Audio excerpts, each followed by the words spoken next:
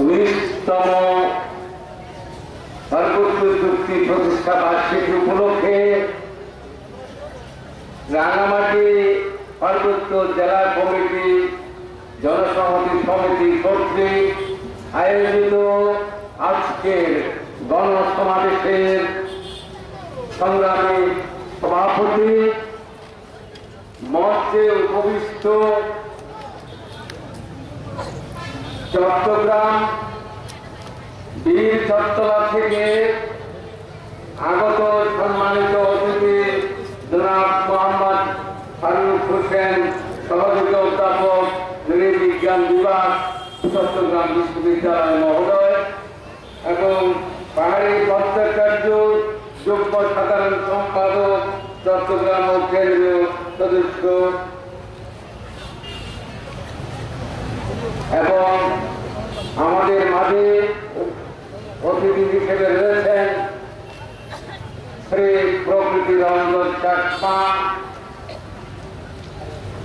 আহ্বায়ক পার্বত্য চট্টগ্রাম অঞ্চল বাংলাদেশ আদিবাসী ফোরাম, এবং অন্যান্য নেতৃবৃন্দ, সমাগত সুধীমণ্ডলী এবং বিভিন্ন এলাকা থেকে আগত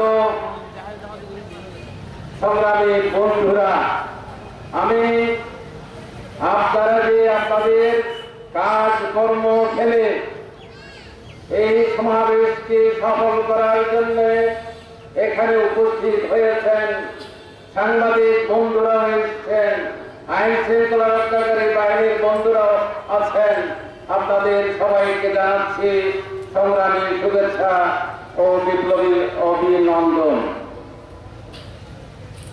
আপনারা ধৈর্য সহকারে আপনাদের সময় নষ্ট করে আমাদের সম্মানিত বক্তাবৃন্দের বক্তব্য শুনেছেন। বন্ধুরা, সেই সুদূর একটা বছর নয়, 2টা বছর নয়, 19টা বছর অতিক্রান্ত হয়েছে, পার্বত্য চুক্তি হয়েছে। আমি ধন্যবাদ জানাই, শুভবুদ্ধির উদয় হবে। সরকারি দল ও রাঙামাটি, বান্দরবানে, খাগড়াছড়িতে এই দিবসটি উদযাপন করছে। ওনারা নামের বিকাল বেলায় নামটা অর্থে উদযাপন করতেন, এবারে দেখছি ওনারা সাড়ম্বরে এই দিবসটি উদযাপন করছেন। আমরা আশা রাখবো যে ওনারা শুধু লোক দেখানো নয়, অন্তর থেকে এই চুক্তি বাস্তবায়নের উদ্যোগ নেবেন, এই প্রত্যাশা রইল। বন্ধুরা, আপনারা প্রতি বছর রাঙামাটিতে এখানে সমাবেশ হয়, আপনারা এখানে সমবেত হন, আজকে আপনারা এসেছেন, এবং এখানে আজকে একটা লক্ষণীয় বিষয়, আজকে আপনাদের জন্য কোনো খাবার পরিবেশন করা হবে না। তা সত্ত্বেও আপনারা নিজ উদ্যোগে আজকে যেভাবে আমরা আশা করেছি এসে বেশি লোকজন আপনারা এসে এই সমাবেশকে সাফল্যমণ্ডিত করেছেন, এটা কিন্তু সহজ বিষয় না। আপনাদের মনে প্রশ্ন থাকতে পারে, একই চর্বিত চর্বণ প্রতি বছর আসলে চট্টগ্রাম, ঢাকা থেকে অতিথি নিয়ে আসা হয়, আর আমাদের নেতৃবৃন্দ বক্তব্য দেন, আপনারা শুনে চলে যান, বিনিময়ে কি বা পেলাম, শুধু বক্তব্য শুনে আবার চলে গেলাম, কি বা হলো। কিন্তু বন্ধুরা, আমাদের এটা ভুলে গেলে চলবে না যে গণতান্ত্রিক প্রক্রিয়ায় আপনাদের এই ঐক্যবদ্ধ সমাবেশ, ঐক্যবদ্ধ সোচ্চার কণ্ঠ, সেটা বাংলাদেশ তথা সারা বিশ্বে বিভিন্ন জায়গায় এটা প্রতিধ্বনিত হবে। তারই মধ্য দিয়ে সরকার এবং বিদেশি সরকারগুলো, বিদেশি রাষ্ট্রের মধ্যেও এই বিষয়ে বিভিন্ন ক্রিয়া প্রতিক্রিয়া হবে। আমরা যে ঐক্যবদ্ধ, আমরা যে 19 বছর আজকে অপেক্ষা করছি, ধৈর্য ধরছি, কেবলমাত্র আমাদের নেত্রী মাননীয় প্রধানমন্ত্রী শেখ হাসিনার উপরে আস্থা বিশ্বাস রেখে এখনো পর্যন্ত আমরা ধৈর্য হারাইনি। 19টা বছর আমরা অপেক্ষা করছি, কিন্তু বন্ধুরা তার অর্থ এই নয় যে পাহাড়ের মানুষ এরা বিভক্ত হয়েছে, দলে ভাগ হয়েছে, এরা চিন্তা করবে 70 আল্লাহ সাহেব আর 6 বছর বাঁচবে, কিছু সময় কাটাতে পারলে আর কোথায় চুক্তি, কোথায় বাস্তবায়ন, কিছুই হবে না। এখানে ওই বন্ধু আমাদের বুঝতে হবে, আমাদের মনে রাখতে হবে, এই সাধারণ মানুষ এরা যদিও সেরকম কোন ঝামেলা করে নাই, সমস্যা করে নাই দেশের জন্য, এখনো নিশ্চুপ, মনে হয় যেন ভাজা মাছটিও উল্টিয়ে খেতে পারে না, সেটা নয় বন্ধু।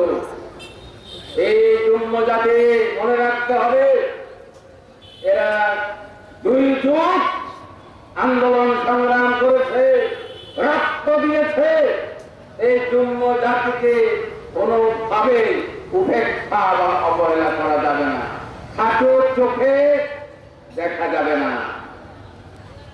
তাই বন্ধুরা, আমাদের মাননীয় মন্ত্রী, আমাদের আওয়ামী লীগের কেন্দ্রীয় সাধারণ সম্পাদক জনাব ওবায়দুল কাদের সাহেব এখানে রাঙামাটি, খাগড়াছড়ি, রাঙামাটি, বান্দরবান হয়ে সফর করে গেছেন।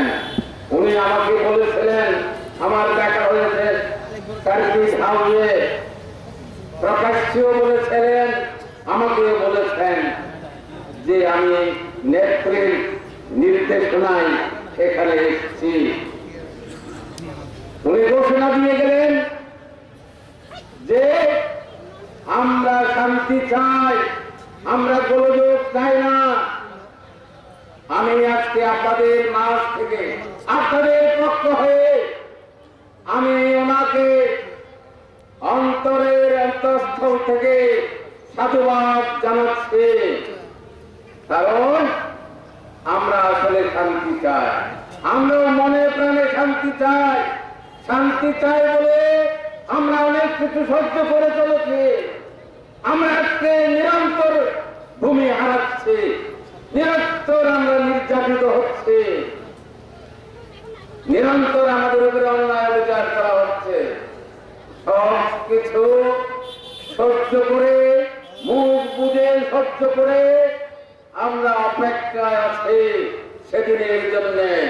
পার্বত্য অঞ্চলে সত্যি সত্যি শেখ হাসিনার নেতৃত্বে পার্বত্য অঞ্চলে স্থায়ীভাবে শান্তি প্রতিষ্ঠা হবে। কিন্তু বন্ধুরা, সেটাই হলে ভালো, শান্তি যদি সরকার করতে চায় তাই হোক, সেটাই আমরা কামনা করি। কিন্তু বিষয়টা কি হয়েছে, আজকে পার্বত্য চট্টগ্রাম তথা বাংলাদেশ, সেখানে কি স্থিতিশীলতা আছে? বাংলাদেশ অনেক ক্ষেত্রে